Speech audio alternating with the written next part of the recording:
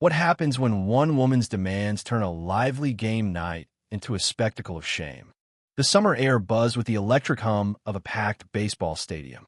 Families cheered, vendors shouted, and the scent of hot dogs and popcorn swirled through the stands. At the heart of it all, near the concession stand, Karen stood like a storm cloud ready to burst. Her voice cut through the chatter, sharp and unrelenting. Imaluyelfan, I deserve free popcorn, she bellowed, arms crossed, her designer sunglasses perched atop her head like a crown of entitlement. The teenage worker, Jake, barely 17, fumbled with the popcorn scoop, his face flushed under her glare. Karen wasn't just asking, she was demanding.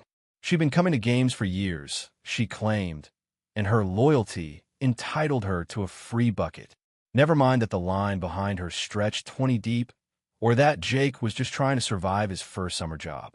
You're ripping us off with these prices, she snapped, slamming her fist on the counter, sending a few stray kernels bouncing to the ground. The crowd murmured, some annoyed, others curious. Jake stammered, Ma'am, I can't give it for free. It's policy. Karen's eyes narrowed. Give me your manager. Now. The truth was, Karen had no loyalty to speak of.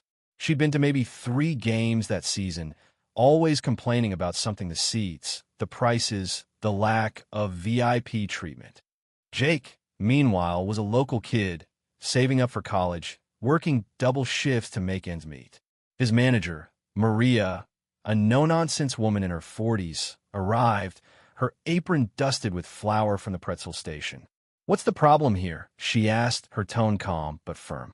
Karen unleashed a tirade, accusing the stand of scamming fans and insisting she deserved compensation for her dedication. Maria's eyes flicked to the growing line, then back to Karen. Ma'am, you pay like everyone else, or you step aside. That's when the twist came. A voice piped up from the crowd, a small, shaky one. She did this last week, too.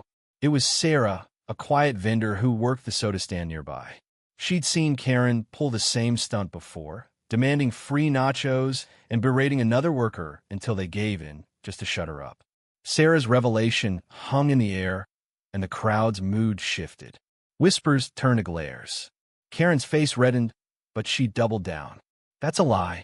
You're all conspiring against me, she shrieked, her voice cracking with defiance. Sarah, emboldened, stepped forward, holding up her phone. I recorded it, she said softly. The crowd gasped. Karen froze. The confrontation escalated fast. Karen, sensing the tide turning, grabbed the popcorn bucket from Jake's hands and dumped it over the counter in a fit of rage. Kernels rained down like confetti, scattering across the pavement. If I can't have it, no one will, she screamed, kicking the empty bucket for good measure. The crowd erupted in boos, phones already out, capturing every second of her meltdown. Jake stood stunned, popcorn crunching underfoot. Maria stepped in front of him, her voice low but cutting. You've crossed the line. Leave, or I call security. But Karen wasn't done. She shoved the entire popcorn cart, sending it crashing to the ground with a metallic clang. Bags of kernels split open, and the buttery scent mixed with the dust of the stadium floor. The crowd's outrage boiled over. A man in a team jersey shouted, "Get out of here!" Others joined in, chanting, "Pay or go." Karen's bravado crumbled. Her sunglasses fell to the ground, cracking on the pavement. For a moment, she stood alone, surrounded by a sea of angry faces, her entitlement exposed for all to see. Then came the unexpected ally. An older man, gray-haired and wearing a faded team cap, stepped forward. He was Mr. Thompson, a seasoned ticket holder known for his kindness to stadium staff.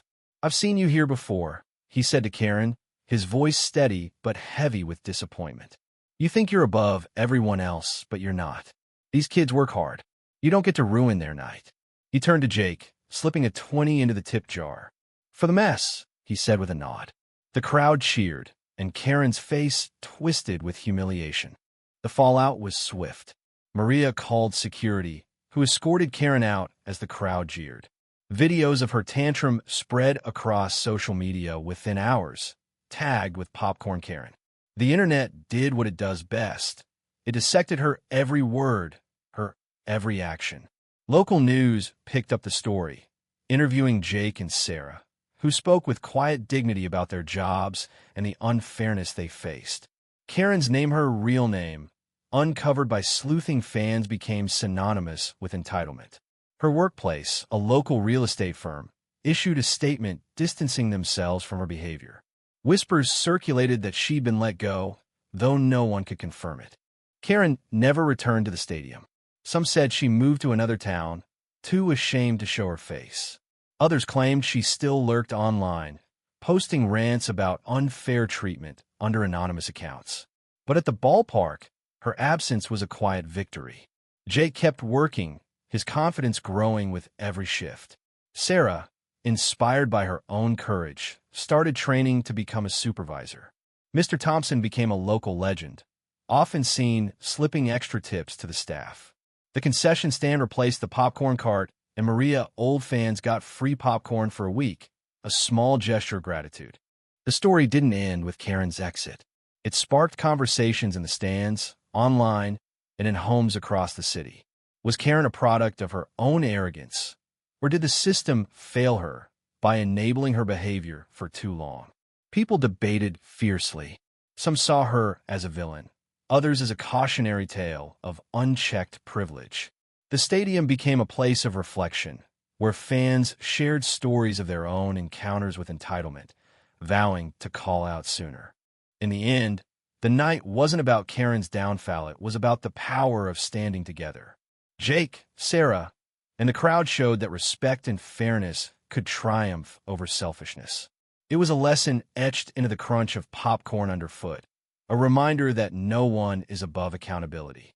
What do you think? Where does the line fall between standing up for yourself and crossing into entitlement? Share your thoughts.